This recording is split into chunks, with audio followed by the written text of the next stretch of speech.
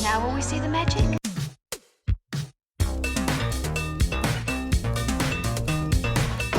All right, where's Murray?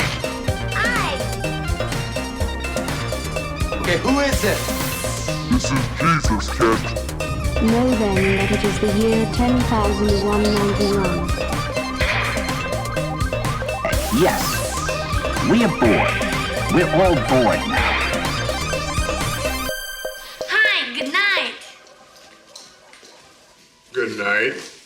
Hello, and welcome to Mary vs. the Movies with your host, Mary Jones. And I'm Dennis Ling. And I am surprised by the energy level you have there. Woo! We had to take a week off for some personal reasons, health things going on. Thanksgiving, and but you know what? We're back. Yep. And we have hopefully the rest of December to watch holiday-themed shows, movies.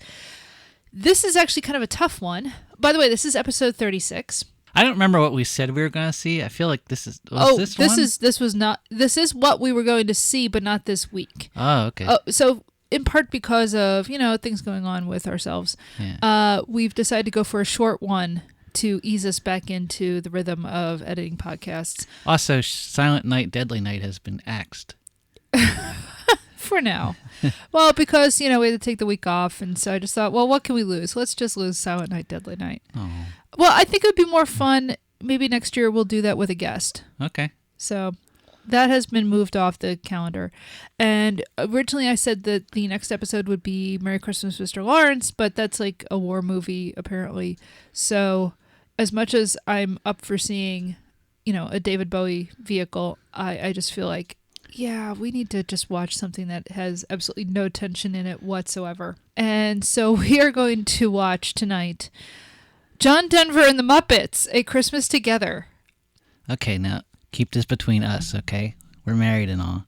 Yeah. You have seen this, right? I have never seen this. You've seen this and listened to the record. I've never listened to the record. Okay, so this special, I've seen every other Muppet special in existence. Yeah, go ahead, lie. Okay, look, I did not watch that weird, it's the Wizard of Oz, but with Muppets that came out. I don't know what that is. Yeah, exactly. Nobody knows what that is, but I know it exists, and I've never seen that. But otherwise, I've seen like every other Muppets special that has to do with the 1980s. I watch Emmett Otter's Jug Band Christmas every year. Christmas Eve on Sesame Street. I watch. That's older than you, right? I think it came out the year I was born. In fact, we'll get into dates. All right. Christmas Eve on Sesame Street might be 78, so it is a year older than me. Right. I grew up watching. I've seen The Christmas Toy. I've seen A Muppet Family Christmas. So that's the Fraggle one. Yes, that's the one that. I love that you know it is the Fraggle one. Yeah. Well, see, I never watched the Fraggles, so when we watched it, I was like, oh, Fraggles. Yes, Fraggles. I mean, obviously, there's the Muppets Christmas Carol, but that's like 92. Yeah. So like that falls. It's like I've seen all of them. So John Denver and the Muppets, yeah. I've never seen. This is the only Muppets Christmas special. It's the only one there is. No. How? So this is okay. Like, granted, when Emmett Otter came out, you were still young enough to have watched it. Yeah. Okay, you were probably just you didn't have HBO. No. Oddly enough, HBO was like one of the few cable things I had as a small child. But anyway, so I've never seen this. Actually, the thing is that, like, I don't know if I've seen it a lot on TV since. No. And yeah, it's not, you don't see it a lot, but like the record is everywhere. When you say everywhere, it's right over there. Okay, yes, it is. We have like 2 of them or something. Well, that may be true. One of which I'm sure is not even playable at this point. Yeah, I think one is Karma's, maybe, or maybe I gave it back to her. So what songs are on it? Do you know? The only thing that I kind of know, it has like what, the 12 Days of Christmas? Yep. Because I've heard you singing it at me. Because you know it. You've seen it. Not even seen. No, I've never seen this. I don't know what Muppets are singing on it. I don't know who's singing. Bum, bum. Come on. Which one is that? That's 12 Days of Christmas. No. Which Muppet is that? Oh, that's Miss Piggy. Yeah. Hold on. 5 golden rings. Ba-dum-bum-bum. She yeah. That's your Miss Piggy? that is Miss Piggy. You can do a passable Frank Oz often. Yeah. That's not one of them. Yeah, that wasn't Miss that Piggy. did not evoke. You'll hear it. I assumed that was Animal, You'll hear it. which is also Frank it's Miss Oz. Piggy. Yeah, right. Okay. That is definitely Animal. No, that's Miss Piggy. So I don't know what kind of a special this is. I think it's just I'm going to assume, first of all, I assume this is set in Colorado because it's John Denver, Yeah. Rocky Mountain High. I doubt this one has a plot. The ones that I grew up with all had plots. They were like, hour-long little movies. So Emmett Otter, this little otter who, he had it's a gift of the Magi, but set in some sort of weird animal world that is some combination of 1890 and 1930, Right. and 1977. So how do you know it doesn't have a plot? Because I think it's just them singing. Like, they made a record. Yeah. So I assume that there's no plot. I assume it's like, 50 minutes of men singing with very silly voices. Because here's the thing that I sometimes have to remind myself when it comes to Muppets. They're not real. What? That's felt with a guy's hand up in it, talking. Oh. I know this is really hard to hear. It's a lot like hearing about, Santa Claus not being a real person. What? But the Muppets aren't real. And so when you listen to a Muppets on a record, This is a rough podcast, man. I know. Sheesh. Maybe we should have gone with Merry Christmas, Mr. Lawrence, which, if I remember correctly, season. I think is about David Bowie in a prisoner camp. Yep. I assume there's no plot to this. I just assume it's just John Denver is hanging out in the mountains and the Muppets happen to be there. I don't know how they got there. I assume So they you think live this in is the a little woods. bit like maybe it's like Colbert, that Colbert. Oh, yeah, I like that idea. Maybe it is like the Colbert Christmas special, which I like, and we've watched a couple of times. We have it on DVD. I have to admit, I kind of forget. What, that we have it? No, I forget this. I forget the plot of the What? John Denver Muppets. Well, gosh, Dennis, when's the last time you saw it? Let's Because it came see. out December of. How old are you? I am 42 years old. I think 42 years ago. Yes. We're fudging with this Oh, episode. boy. I know, but I was scrounging for what to watch because I've watched just about every Christmas special from the 1980s. And so finding any movies or specials or whatever that I haven't seen is really difficult. All right, this has been a long enough intro. Yep. And we are going to go and watch John Denver and the Muppets, A Christmas Together. You're going to watch it again. No, I've never seen this. I promise you. All right. Well, you'll know all the songs. I won't. I won't. I only know one song. I've sung all of them to you. You probably have. On the 11th day of Christmas, my true love gave to me 11 pipers piping and lords a leaping, 3 weeny dancing, 8 maids a milking, 7 swans a swimming, 6 geese a laying, 5 gold rings, ba-dum, bum, bum, 4 calling birds, 3 French hens, 2 turtle doves, and a partridge in a pear tree. So what'd you think? This is definitely made in an America that does not realize it's about to elect Ronald Reagan. Yeah. I enjoyed it. It's very much a variety show. Oh, yeah. The thing about the record, I think I said this, like the first half is all Christmas songs, and the second side is all John Denver songs. These kind of slow, like, meaning of Christmas songs. Yeah. And I never listened to that side. I just listened to Christmas is Coming, the Goose is Getting Fat, Have Yourself a Merry Little Christmas with Ralph, which was great. Oh, that is really good. That's nice. Yeah. And, of course, 12 Days of Christmas, and Half this special is Muppet focused and half is very, John Denver variety show. Is there a plot? Not exactly, because it's a Christmas special. there's a framework. There's a but- framework. I guess is really what I was trying to say. Not so much a plot, because these things don't have plots, but it does have a framework. Yeah. And the framework is very much rooted in the idea of the Muppet Show, Mm-hmm. in that you're seeing a lot of behind the scenes trying to put on a show. The show opens with John Denver looking Dickensian, top hat and top coat and all that stuff, and singing the 12 Days of Christmas, and different Muppets joining him. So like you start off with like a big production number. I mean, I shouldn't say it's a big production number, but it has a lot of Muppets, and that's pretty big. We cut to, looks like a writer's room, and it's a bunch of Muppets sitting around a table trying to put together, write the show.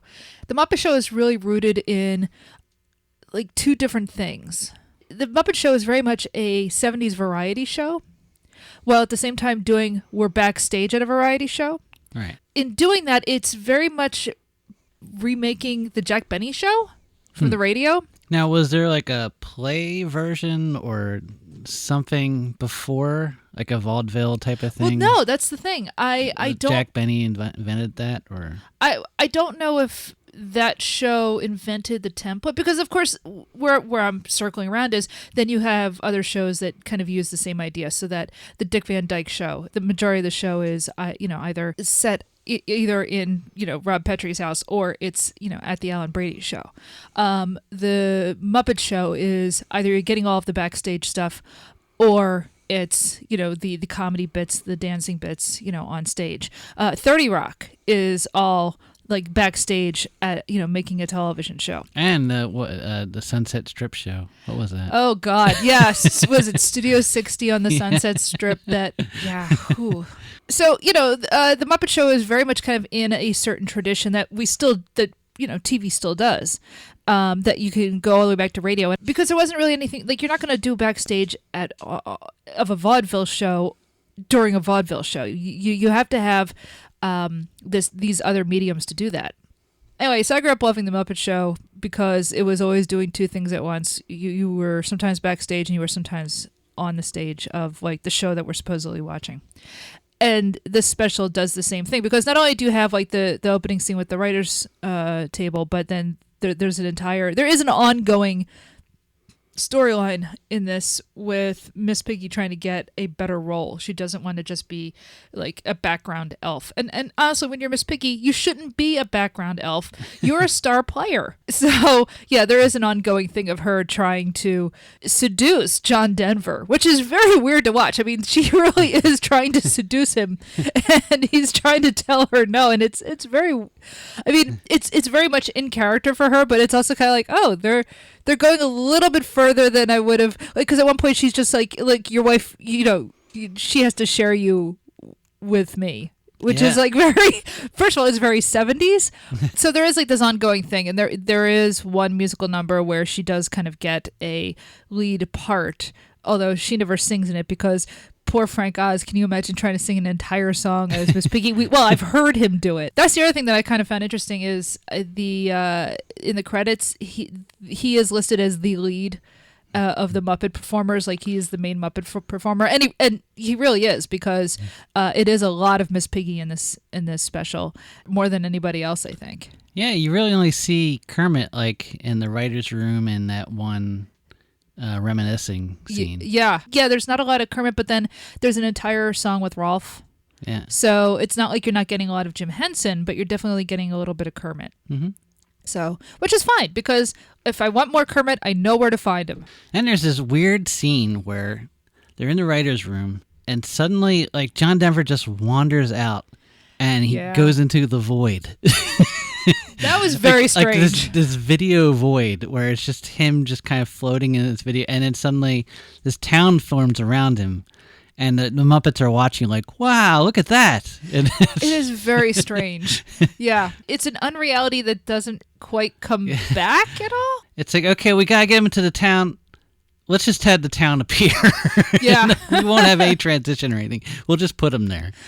That was definitely one of the weird parts of this special. At first you thought, like, is he going to see aliens? Because there's this light coming through the door and stuff. And no, it's just, here's the set. And the set that we end up with is a village at Christmas time. Yeah, there's like a bandstand where the Electric Mayhem are playing. Yeah, it's sort of an odd transition. Instead of like, now we're on stage, or now we're on a set, as you said, he walks into a void and it just starts appearing around him, which is really strange. Again, because the end of the special, after we've had a couple of different, musical pieces and everything, is the Muppets and him all sitting in what looks like a living room with a Christmas tree and a fire going, and it's all very fancy. And then during the song, they pull back, and you see that they're very much on a set, and here's a whole bunch of little kids in the audience watching them, which I was not expecting.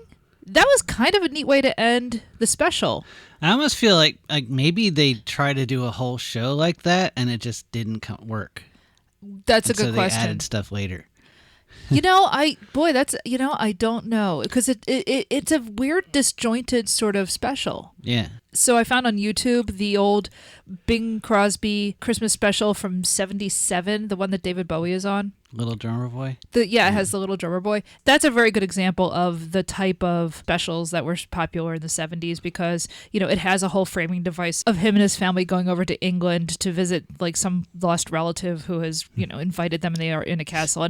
But they never really break the reality of the premise in the whole special. And a lot of the times the reality of the premises aren't really broken. Think about the Colbert Christmas, which does the same thing. They always keep the premise going, right? And I found it interesting that this one starts with a premise. Oh, John Denver's putting on a show with the Muppets. Then all of a sudden, we go into a magical world through the door. But we end it with okay, we're definitely on a set, and here's a whole bunch of children in the audience. Yeah, it felt like 3 different ideas. Yeah, together. It's a very weird special because it's like they couldn't settle on a premise, and they just kind of threw things at the wall. Yeah, and so I was looking this up, and I don't think the special's ever been shown again. Really? Yeah, it's available at that Paley. The Paley Library. And of course, everyone has the record. But yeah, the special was only shown in '79, so we really broke the rules this time. Yeah, that's interesting to me, because all of the other Muppet specials are available somewhere. So we had to watch this on YouTube, and the copy we saw, it definitely feels like somebody videotaped it. The sound quality is terrible. Yeah, it's bad. It's really bad. The visual quality is about what you'd expect for a videotape from 1979, but not a lot of people had VCRs. Yeah, the thing when you're watching one of those on YouTube, it's like eventually it gets acceptable, and you're like, oh, okay, but then every now and then the tape will go wrong, and you're immediately out of the moment. You're like, oh no. Because I'll do that. I'll just throw on hey, let's watch a bunch of promos from 1978. Here's some commercials from 85, and it's funny the difference in quality sometimes, and you do kind of get lulled into, yeah, this is whatever. I'm used to this. We have a 4K television and all the rest of it. We have a sound system, but here I am watching a videotape from the 70s. So. Yeah. So for one thing, I gotta say, there's a scene where Kermit's reminiscing about his time on the pond and missing being home for Christmas. And there's a great joke about a tadpole who he always talked about it's as easy as falling off a log, and then the worst thing happened, he fell off a log, and but the thing is the way he's talking he is Joe Pera. He is exactly Joe Pera. Oh, that's right. Yeah. It's funny because the whole time Kermit is speaking with this weird, kind of deadpan. Yeah. And very slow and low, and it's extremely Joe Pera. Yes. It's funny that occurred to you. I didn't think about that as it was happening until you pointed it out to me. I'm like, yeah, no, I can hear that. Yeah. Yeah, the other thing that's kind of interesting about this special is that it's explicitly religious, which you don't see a lot in mainstream Christmas specials, at least from the late 80s onward. Yeah. It wasn't unusual at the time. So this is kind of interesting. This is just a cultural thing. We've seen it in Rankin Bass. Yeah, Rankin Bass. Animated stuff. Obviously the Peanuts. Yeah, in fact, I think he says the same passage that Linus says. Oh yeah, I think it's from the Gospel of Luke, the shepherds in the fields. Yeah, because there's 2 nativity narratives in canonical, and they too tend to get conflated. Which one has the great pumpkin? I believe that's in either the Gospel of Thomas or possibly one of the infancy narratives. All right. I'll have to go and check my book of non-canonical books. Not pseudepigraphical? I can't. It's frustrating. Point is, I was fascinated that this was a religious special because you don't see that a lot anymore. It upsets a lot of people in this country who are very devout Christians, and I can understand why. Although it's the nature of what Christmas has really shifted over the past. It's gone back and forth over the past several hundred years, where there are times where it is more secular and there are times where it is more religious. And, it just seems, it became more explicitly religious, but with an entire commercial aspect from, the mid-19th century, for about 100 years. Yeah. And definitely within our generation, it has not had the same cultural, explicitly religious, manifestation. But it definitely feels like something only within the last 40 years. Does that make sense? Yeah. Like everybody knows that Christmas is, the birth of Jesus and all of that, but you don't see a whole lot of specials that dwell on that. It's mostly like whatever Christmas carols you might sing. Now, is it the Muppets or is it John Denver? Oh, I think it's John Denver. Okay. It really is John Denver's special more. I mean, the Muppets are there, but it's definitely, none of the Muppet writers, as far as I could tell, worked on this. Right. Jerry Jewell didn't write any of the script, so I assume this was all like John Denver working with people. So what's interesting to me is, so there's it's explicitly religious, and the reason I bring that up is because there's an entire sequence of puppets doing the nativity. The puppets are silent. They don't look like Muppets. They look like kind of lifelike marionettes, and it's really nice. It's really well done. I don't know who the puppeteers were for that. I don't know if that, anybody from the Muppet team, worked on that at all. Were these puppets built by the Henson Workshop? It could be, because their faces do look a little bit like the faces of the characters in Dark Crystal. Yeah. But I don't know. Yeah, I don't know. I just found it kind of interesting. That whole sequence was in there. And I mean, so I'm saying, yeah, you wouldn't find that in a Christmas special these days. You don't even find Christmas specials that are explicitly Christmassy anymore, to be honest. When's the last time you saw a brand new Christmas special? You mean with Lacey Chabert on the Hallmark Channel? Well, okay, there are those. they are their own thing. She knows the meaning of Christmas. What are you saying? Obviously, the meaning of Christmas is moving to a town in upstate New York and getting out of the rat race and settling down. Yeah, settling down with a nice guy with the help of Wallace Shawn. As an elf.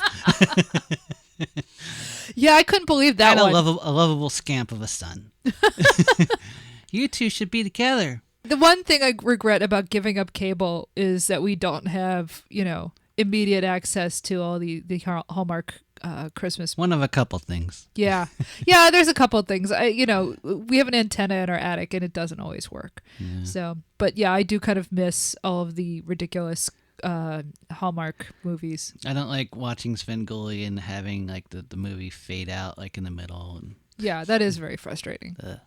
So what else do we want to say? I guess just about like how big a star John Denver was at the time. It's hard to remember. He just seemed like, it's just this kind of soft rock guy from the 70s. Yeah. And, when you think like soft rock, you think, they sold a lot of hits, but they weren't that big or anything. But he was huge. I mean, it was in a movie. Yeah, no, he was in Oh God. There's more than one Oh God movie. Actually, he's in Was both. he in a sequel? I think he's in the sequel, isn't he? I don't know. Oh I thought it God, was You a little Devil. girl. Oh, I don't know. I don't know. He's definitely in the original. Yeah. Oh God, I remember that movie. He makes an impression. Yeah, well, he does, and so does George Burns. In fact, for the first 6 years of my life, I just assumed that George Burns was God. Then trying to figure out when I was listening to Burns and Allen on the radio that this is the same guy. Apparently, God has a wife. Oh, again with those Gospels, Yeah, And that's not even getting into like all the weird Old Testament stuff with the was it Ashura? Oh, I don't remember that. Oh yeah, that's a whole thing. Yeah. But anyway, so yeah, John Denver was huge, and you were saying he was like a big Jimmy Carter supporter, and then Yeah, like he was all in on Jimmy Carter, and probably why he like just faded away in the 80s. well, because again, when I said I started this off saying this is definitely an America that doesn't know it's going to elect Ronald Reagan, and you can definitely feel this feels very 70s. This feels like the last gasp of an age of flannel shirts and granola and acoustic guitars and back to nature, back to the land, avocado and burnt sienna kitchens, and definitely they don't know the apple is coming, man. no. Yeah, they have no idea that we're about to get a decade of Reaganomics, steel, and the end of unionized labor. I feel like the apple was telling us all this all in that movie. Yeah. I Yeah. think you're right. Oh my God, this makes a weird companion to the apple, actually. They're both musicals. As far as like Muppets specials go, it's definitely not the best one. Nah. No. That's always going to be Emmett Otter's Jug Band Christmas, which is also very 70s. That has a full story and all the music from Paul Williams and that all these wonderful sets, and I love that one so much. But it's an interesting time capsule of a very different time in television when these sorts of variety shows were a thing. I think looking back on it now, like as a kid, I probably had the same exact experience with it as I did with the Star Wars holiday special. Which is? Well, like in that, like I was just so excited for a Christmas thing from my favorite thing at the time. And at the time, the Muppet Show was still going on. Oh, yeah. I was like 9 years old, and I'm like, yay, Muppets. Anyway, so I was really excited for it. And as I was watching it, I remembered, I was like, oh, yeah, this isn't Muppets. Why is he a soldier? Like, it's this whole soldier thing. Oh yeah, there's a whole thing of like him and a bunch of dancers as the tin soldiers and Yeah, it's very like any variety show, like Donnie and Marie, whatever. Yeah. And it's just. Did you watch a lot of variety shows as a kid? Yeah, he had to. It's all was on. It's like reality show now. Oh shoot, You're right. What was your favorite variety show? I was a big Donnie and Marie fan, I Yeah. think, and I remember Captain Tennille. I watched that a lot. I guess I watched Carol Burnett, but I don't remember it. I've seen some old Carol Burnett like on PBS. Those are funny. Yeah. Yeah. And then I watched a lot of game shows because there was a ton of game shows back then too. Of course, Match Game. Yeah, and Hollywood Squares. Yeah. So I was a huge Paul Lynde fan. I was gonna say anything that would have Paul Lynde on. Yeah, he was the best. Yeah. So yeah, variety shows were definitely gone when I was a kid. They went out with Jimmy Carter.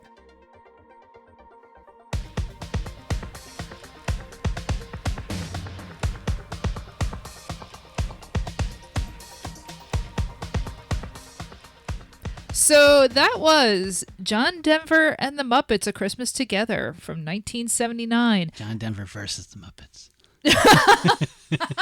I would like to have seen that. You can follow us on social media. We are Mary VS Movies on Twitter, and you can email us. We are maryvsmovies@gmail.com. Please rate and review us on Apple. We are available on all the major platforms now: Stitcher, Spotify, Apple, all of it, Overcast, however you want to do. You just go to Anchor and put in the RSS feed to whatever your podcatching system is.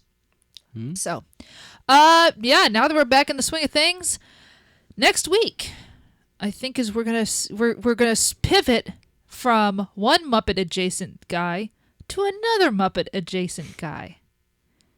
Silent Night, Deadly Night. No, we're gonna watch Merry Christmas, Mr. Lawrence, starring David Bowie.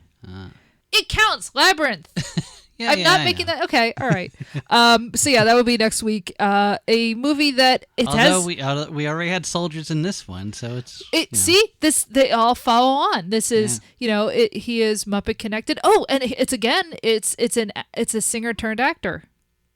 Oh yeah. And in the future we're gonna watch Dolly Parton TV movie. And that's another singer turned actor. And another huge 70s star. Right. Although this is from the 80s.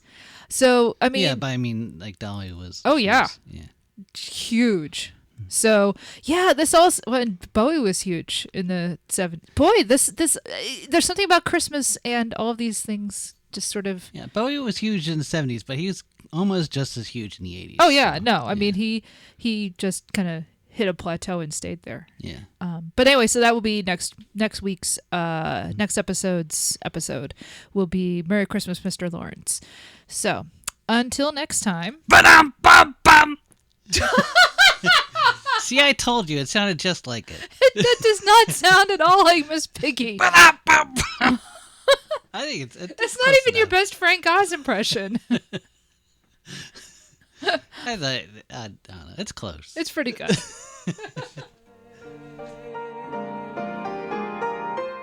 Here we are, as in olden days, happy golden days of yore. Faithful friends who are dear to us, gather near to us once more. That's nice. Through the years we